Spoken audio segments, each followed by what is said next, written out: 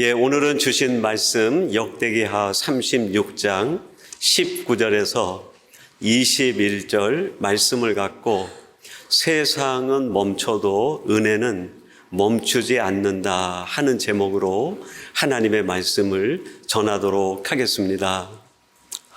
다윗이 이스라엘의 통일 왕국이 만들어지고 왕으로 즉위한 때가 주전 1010년입니다. 그때부터 이스라엘은 다윗 왕조가 통치하는 가장 강력한 고대 근동 국가 중에 한 나라가 됩니다. 이 다윗의 왕국, 유다 왕국이 이스라엘을 통치하는 전체 기간은 약 429년 정도 통치를 하게 됩니다. 그러다가 주전 581년에 바벨론의 느부갓네살의 공격을 받아서 유다 나라가 무너지게 됩니다. 그것에 대한 말씀이 오늘 본문 20절 말씀이에요. 제가 한번 여러분에게 봉독해 드리겠습니다. 칼에서 살아남은 자를 그가 바벨론으로 사로잡아가매 무리가 거기서 갈대아 왕과 그의 자손의 노예가 되어 바사국이 통치할 때까지 이르니라. 철옹성 같은 왕국이었고 마사다 같은 데는 천혜의 요새였어요. 수많은 이민족들이 유다를 공격했지만 한 번도 유다 공격에 성공을 하지 못했습니다. 하나님이 함께 하시는 나라, 하나님의 도성이었기 때문이죠. 그런데 이렇게 강력한 이스라엘 나라가 581년에 바벨론에 무너지고 만 거예요. 이 유다 왕국이 무너지게 된 것이 한순간에 무너진 게 아닙니다. 무려 24년이라는 긴 시간을 걸쳐서 서서히 무너져 내린 거예요. 바벨론이 이스라엘을 처음 공격했을 때가 주전 605년입니다. 그거를 가리켜서 성경 역사는 바벨론의 1차 침공이라고 얘기를 해요. 이때도 유다가 엄청난 피해를 보게 되고 많은 사람들이 바벨론에 포로로 끌려가게 됩니다. 그러나 여전히 유다에는 잔류하는 사람들이 있었어요. 그러다가 597년에 2차 침공이 이루어져요. 그리고 나서 586년에 3차 침공이 있고 마지막 581년에 4차 침공 때 완전히 유다가 무너지고 맙니다. 24년 동안 4번의 공격을 받아서 서서히 유다가 몰락해 간 거예요. 이때 공격을 당했던 이스라엘 백성들은 어떤 생각이 들었을까요? 하나님 도대체 왜 저 이민족이 집요하게 우리를 공격하고 왜 우리에게 이렇게 해를 끼칩니까? 하나님 뭔가 이 백성들을 지켜주시고 저 이민족들을 막아주셔야 되는 거 아닙니까? 하나님 앞에 원망 섞인 기도와 탄식을 하면서 나라를 지켜달라고 하나님 앞에 간청을 한 거예요. 그럼에도 불구하고 이 유다 나라가 몰락하고 만 거예요. 이스라엘 백성들 입장에서는 이 민족들이 어떻게 24년 동안 4번에 걸쳐서 우리에게 이렇게 큰 고통을 주었는가 생각할지 모르겠어요. 근데 역설적으로 이 24년이라는 기간은 하나님께서 유대 백성들에게 주시는 사랑의 기간이었어요. 그들을 그대로 두어서는 안 되기 때문에 하나님이 바벨론이라는 나라를 도구로 사용해서 이스라엘 백성들이 무언가를 깨닫길 바란 거예요. 돌아서기를 바란 거죠. 이스라엘 백성들은 24년 동안 어떻게 우리를 이렇게 힘들게 합니까? 라고 이야기를 했지만 하나님이 역설적으로 이스라엘 백성들에게 주시고자 하시는 메시지는 내가 너희들을 이런 상황 속에서도 사랑한다는 거예요. 내가 너희들아. 605년에 완전히 무너뜨릴 수도 있었는데 그렇게 하지 않고 또 기회를 준 거예요. 그 기회를 놓친 유대 백성들에게 또 기회를 주시고 그 기회를 놓친 백성들에게 또 기회를 주신 거예요. 그러나 하나님이 주신 그 사랑의 기회를 외면해버린 유대 백성들은 결국 주전 581년에 완전히 무너지고 만 거예요. 그럼 왜 도대체 하나님께서 이스라엘 백성들을 이렇게 강제적으로 멈춰 세워버리신 걸까요? 왜 집요하게 하나님께서 이스라엘 백성들을 향해 바벨론으로 하여금 공격하도록 허용을 하신 걸까요? 그것에 대한 답을 우리가 19절에서 찾아볼 수 있습니다. 우리 19절 말씀 같이 한번 봉독해 보겠습니다. 19절 같이 봅니다. 시작. 또 하나님의 전을 불사르며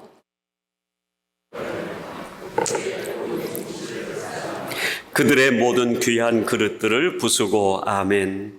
하나님의 전을 불사르며 예루살렘 성벽을 헐며 그들의 모든 궁시를 불사르며 그들의 모든 귀한 그릇을 부수고, 이것이 하나님께서 24년 동안 이스라엘 백성들을 향해 하신 일이라는 거예요. 첫째가 뭐예요? 하나님의 전을 하나님이 부숴버린 거예요. 여러분, 어떻게 이런 일이 있을 수 있을까요? 하나님의 전을 하나님이 부숴버린 거예요. 왜 도대체 하나님이 하나님의 전을 하나님의 손으로 바벨론 사람들의 손을 지켜서 부서뜨리고 만 걸까요? 유대 백성들이 몰락할 때 하나님의 전은 이름은 하나님의 전인데 그 안에서 하나님을 향한 진정한 예배가 드려지지 않은 거예요. 하나님을 찾는 백성들 마음속에 참 신앙이 자리 잡지 않은 거예요. 우상 숭배와 불신앙이 가득해버린 거예요. 진정으로 하나님을 예배하지 않는 그 예배 초소, 그것은 더 이상 하나님의 전이 아니라는 거예요. 성경은 우리 자신을 가리켜서 뭐라고 얘기합니까? 성령이 너희 가운데 거하는 하나님의 전인 줄 알지 못하느냐. 내 안에서 온전히 하나님의 영광을 받으시고 온전히 하나님을 찬양받으시는 내가 하나님의 전이 돼야 되는데, 하나님의 전이 되지 못할 때, 이름은 성도이지만 진정한 내 마음의 죄사가 하나님 앞에 드려지지 않을 때 우리는 하나님 앞에 아무 의미가 없는 존재라는. 그 다음에 뭐라고 얘기합니까? 그들이 성벽을 쌓았는데 하나님 없는 성벽을 쌓은 거예요. 그들이 성벽은 높이 쌓았지만 그것은 신본주의의 성벽이 아니라 인간의 생각으로 쌓아 올린 인본주의의 성벽에 불과했다는 거예요. 이름은 예루살렘 성벽이지만 더 이상 하나님의 주인 되지 않은 인간의 성벽에 불과했다는 거예요. 여러분, 내가 쌓는 내 인생의 성, 내가 노력하고 최선을 다하고 열심을 다하여 높이 내 인생의 성벽을 쌓지만 그 성벽의 주인이 하나님이 아니실 때, 내가 주인이 될 때, 내가 쌓은 성벽이 무슨 의미가 있습니까? 내가 성벽을 쌓지 못하는 낮은 울타리 같다 할지라도 그 낮은 울타리 안에 주인이 하나님이실 때, 그 울타리가 천하에 없는 성벽보다 더 견고한 성이 되는 거 아니겠습니까? 하나님이 주인 되지 않은 이스라엘 백성들이 자기가 주인이 돼서 쌓아올린 성벽은 더 이상 의미가 없다는 거예요. 그들이 모여 살고 있는 집, 궁실이라고 얘기합니다. 자신의 집은 화려하게 지었지만 화려하게 지은 자신의 집 안에서 하나님이 경배받으시고 하나님이 찬양받으시는 것이 아니라 인간의 정욕과 쾌락이 그 집에 가득 차 있었다는 거예요. 너희들이 만든 궁실에 내가 도저히 들어갈 수 없다는 거예요. 인간의 정욕과 인간의 쾌락으로 물들어 있는 내 마음이라고 하면 하나님이 어떻게 내 마음 속에 들어오실 수 있겠습니까? 내가 들어갈 수 없다는 거예요. 19절 마지막에 뭐라고 얘기합니까? 너희들이 금그릇, 은그릇을 가졌지만 화려하지만 내가 볼 때는 화려하지 않다는 거예요. 하나님께서 이스라엘 백성들을 멈춰 세우실 때 이스라엘 백성들에게 만연된 것이 있었어요. 그게 뭡니까? 우상 숭배와 불신앙, 불의함과 인간의 향락이 가득 찼다는 거예요. 하나님이 두고 보시다가 그들이 가지고 있는 불신앙과 불의함과 인간의 향락과 정욕이 하나님이 보시는 임계점에 차버린 거예요. 임계점에. 그 임계점을 넘어서는 순간 하나님께서 유다 나라를 멈춰 세워버리신 거예요. 세계의 역사를 보아도 하나님은 동일하게 그렇게 일하십니다. 여러분, 애굽이 이스라엘 백성들을 430년 동안 압제하고 불의함과 하나님에 대한 불신앙으로 임계점이 넘어섰을 때 하나님은 애굽을 멈춰 세워버리신 거예요. 가나안의 7 족속들, 하나님이 창조하여 만드신 가장 아름다운 땅을 관리하라고 그들에게 맡겨주었는데 가나안의 7 족속들이 그 땅에서 무엇을 행합니까? 패악을 행하는 거예요. 하나님이 참으시는 임계점을 넘어버린 거예요. 그러자 그 땅에 있는 백성들을 끌어내시고 이스라엘 백성들에게 다시 관리하라고 그들을 가나안으로 들여보냅니다. 그렇게 해서 들어간 이스라엘 백성들이 불과 600년 넘지 못하여 그들 역시 하나님이 인내하시는 임계점을 넘어버린 거예요. 이름은 선민이고 이름은 하나님의 백성들인데 더 이상 하나님이 그들에게서 신앙을 찾을 수 없고 그들에게 더 이상 의를 찾아올 수 없는 거예요. 그래서 하나님이 그들을 멈춰 세워버리신 거예요. 여러분, 우리들이 현대에 와서 어떻게 이 세상 21세기에 이런 일이 있을 수 있는가? 경악한 사건을 우리가 당하고 경험하고 있지 않습니까?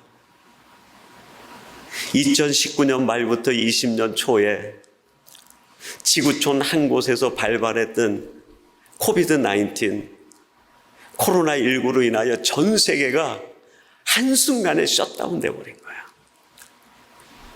왜 하나님께서 4년 전에 이 전 세계를 그 조그만 바이러스 하나로 셧다운 시켜버렸을까요? 멈추고 싶었던 거예요. 이 땅에 있는 모든 인생들이 하나님을 보실 때 너무 불의하고 심지어 하나님을 믿는다고 하는 믿는 자들에게서도조차 참 믿음을 찾아보기가 어렵기에 우리들이 하나님이 인내하시는 그 임계점을 넘어버리는 순간 하나님이 우리를 멈춰 세우신 것이 아닐까요? 온 세상이 이렇게 멈춰버린 그 순간에도 멈추지 않는 것이 있었어요. 그게 뭘까요? 하나님의 은혜였어요. 그것에 대한 말씀이 오늘 본문 21절 말씀입니다. 제가 봉독해 드리겠습니다. 이에 토지가 황폐하여 땅이 안식년을 누림같이 안식하여 70년을 지냈으니 여호와께서 예레미야의 입으로 하신 말씀이 이루어졌더라. 하나님께서 이스라엘 백성들을 주전 581년에 멈춰 세우신 뒤에 예레미야 선지자를 통하여 주신 말씀이 있어요. 이 백성들이 바벨론에 70년이 지난 뒤에 다시 본국으로 돌아올 거라는 거예요. 하나님의 말씀, 하나님의 약속 그대로 이루어졌다는 거예요. 이스라엘 백성들이 멈춰진 대로 바벨론에 가서 70년 동안 왜 우리에게 이런 일이 생겼는지, 하나님 왜 도대체 우리를 멈춰 세우시고 이렇게 어려움을 당하고 고통을 주시는지 알지 못하는 때에도 지금 이루어지는 세계 현상을 그들은 해석하지 못하고 이해하지 못했지만 그 속에서도 하나님의 은혜가 도도히 흘러갔다는 거예요. 여러분, 살다 보면 갑자기 내 인생이 멈춰질 때가 있어요. 경제적인 이유로 내 인생이 여기가 끝이다 하고 생각될 정도로 내가 멈춰질 때가 있어요. 하나님, 나는 더 이상 한 발자국도 나갈 수 없습니다. 뭔가 하나님 나에게 해결해 줘야 되지 않습니까? 울며 불며 우리가 하나님 앞에 고통을 부르짖는 나만의 70년이 있을 수 있어요. 그런 때에도 나를 향한 하나님의 은혜는 멈추지 않는다. 때로는 우리에게 질병이 찾아오고, 때로는 내 앞에 내가 예기치 못했던 어려운 상황들이 찾아와서 내 인생이 셧다운된 것처럼 멈춰질 때가 있어요. 하나님, 내가 그동안 살아온 고난, 고통 아시지 않습니까? 그런데 왜 내 인생을 이렇게 더 큰 고통을 주어서 멈춰 세우십니까? 정말 한 발자국도 나갈 수 없을 만큼 우리들이 낭떠러지에 내몰릴 때가 있어요. 내가 만나는 70년의 어려운 순간이 있을 수 있어요. 근데 그 순간에도 멈추지 않는 게 있어요. 그게 뭐라고요? 나를 향하신 하나님의 은혜. 그거는 한 번도 멈춰본 적이 없어요. 온 세상이 다 멈춘 것 같고 내 인생이 완전히 셧다운된 것 같은 상황이 돼도 멈추지 않고 내게 다가오는 하나님의 은혜, 그걸 가리켜서 어거스틴은 불가항력적 은혜라고 얘기를 했어요. 불가항력적 은혜. 막을 수 없는 은혜라는 거예요. 여러분, 오늘도 내게 오는 하나님의 은혜는 세상이 막을 수 없어요. 설령 내가 어떤 고통을 당한다 해도 그 고통이 하나님의 은혜를 막을 수가 없어요. 내가 풀지 못하는 내 인생의 문제가 나를 가로막는다 해도 그 문제가 하나님의 은혜를 막을 수가 없는 거예요. 그걸 뚫고 들어오시는 거예요. 뚫고. 베드로전서 1장 24절 25절은 이렇게 고백합니다. 그러므로 모든 육체는 풀과 같고 그 모든 영광은 풀의 꽃과 같으니 풀은 마르고 꽃은 떨어지되 오직 주의 말씀은 세세토록 있도다 하였으니 너희에게 전한 복음이 곧 이 말씀이니라. 베드로가 이 고백을 한 이 말씀은 이사야 40장 7절 8절에 있는 말씀을 인용하여 한 말이에요. 이사야가 이 말씀을 하나님으로부터 받아가지고 백성들에게 선포한 때는 주전 8세기입니다. 800년 전에 이사야에게 했던 그 말씀을 지금 베드로가 주후 1세기에 하나님께서 내게 주신 은혜의 말씀으로 받아가지고 우리한테 고백하는 말씀이에요. 베드로가 지금 이 말씀을 통해서 우리에게 전하고 싶은 것이 있어요. 그게 뭡니까? 이 세상에 있는 모든 것이 마르고 모든 것이 시들고 모든 것이 사라진다 해도 나를 향해 다가오는 하나님의 은혜는 800년이 지나도 그대로 흐르고 있다는 거예요. 1000년이 지나도 하나님의 은혜는 지금 내게 그대로 흐르고 있는 거예요. 내가 가지고 있었던 것은 다 마르고 끊어지고 사라지고 무너져도 그 폐허가 된 속에서도 나를 향하신 하나님의 은혜는 한 번도 멈추지 않았다는 거예요. 사도 바울은 이것에 대하여 로마서 3장 23절 4절에서 이렇게 고백합니다.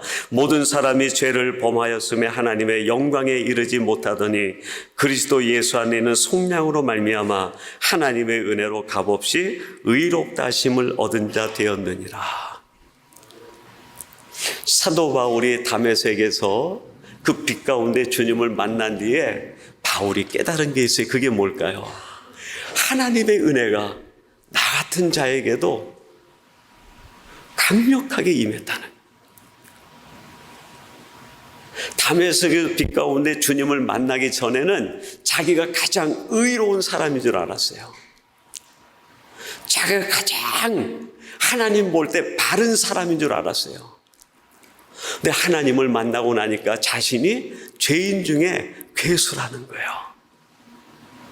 자신이 가장 무익한 자요, 자신이 가장 죄악된 자라는 거예요. 자기는 지금까지 자기가 상대하는 사람들에게 내 관점에서 뭔가 비상식적인 사람이라고 생각되면 그 사람을 피하거나 그 사람을 버리거나 그 사람을 죽이는 것도 불사했다는 거예요. 그런데 하나님은 나 같은 죄인을 외면하거나 포기하지 아니하시고 하나님의 은혜로 내게 다가오셨다는 거예요.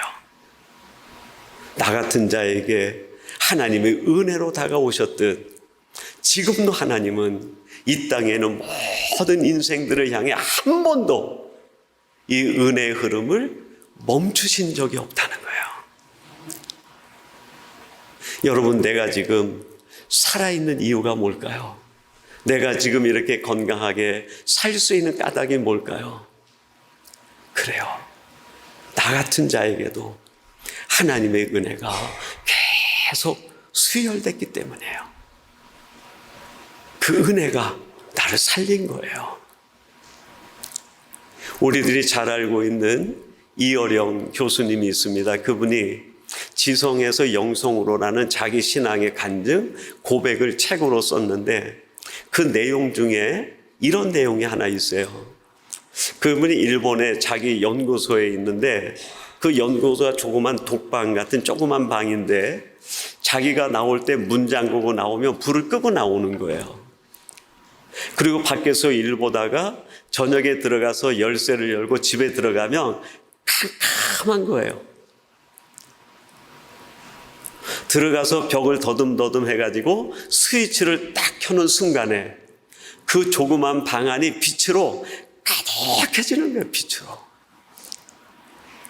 처음에는 몰랐는데 하나님이 자기를 간섭하시고 하나님의 나를 터치하신다는 걸 알게 되면서 이 상황이 은혜로 이해가 되는 거예요. 내 인생이 이렇게 깜깜한 밤처럼 내 인생에 아무것도 보이지 않았을 때에도 하나님이 내 곁에 은혜로 들어와 있었다는 거예요. 어떤 은혜로 들어와 있었을까요? 내가 스위치를 탁 켜는 순간에 그 방안이 확 밝아진 것처럼 내가 그동안에 스위치를 켜지는 않았지만 은혜의 전류가 이미 내 안에 충만하게 들어와 있었다는 거예요. 어두운 깜깜한 방이지만 그 방에 전류가 들어와 있는 거예요. 전류가 환하게 될 수 있는 빛의 전류가 들어와 있었는데 그 전류를 켜기 전에는 내가 빛으로 감싸지지가 않는 거예요. 그걸 깨달은 거예요. 그것. 하나님이 내 어두운 인생에 은혜의 전류를 계속 보냈는데 내가 그걸 깨닫지 못했었다는 거예요. 그리고 내가 믿음으로 그 스위치를 켜는 순간에 내 인생에 하나님의 은혜가 빛처럼 쏟아 들어오게 됐다는 거예요. 그걸 깨닫고 예수님을 믿기로 결정하고 하용조 목사님을 통해서 세례를 받으신 거예요. 여러분, 하나님께서 어찌 이어령 교수님에게만 은혜 전류를 보내겠습니까? 지금 우리에게도 내가 느끼지 못하고 내가 확인하지 못하고 발견하지 못했을 뿐이지, 지금 내 인생과 내 가정과 자녀들과 삶 속엔 하나님이 보내신, 창조 때부터 보내주신 은혜의 전류가 가득 흐르고 있는 거예요. 이제 믿음으로 스위치만 키면 돼요. 그 스위치를 키는 순간에 나는 은혜에 감싸이게 될 겁니다. 사랑하는 성도 여러분, 하나님께서는 여러분들을 향해 한 번도 멈춘 적이 없어요. 여러분을 사랑하기로, 여러분을 위로하기로, 여러분에게 은혜 베푸시기 위하여 한 번도 멈춘 적이 없어요. 스위치만 키면 그 위로가 내 것이 되고, 그 치유가 내 것이 되고, 그 은혜가 내 것이 됩니다. 제가 좋아하는 찬송 중에 손경민 씨가 작사 작곡한 은혜라고 하는 곡이 있어요. 우리 이 시간에 한번 같이 그 찬양을 고백해 보십시다.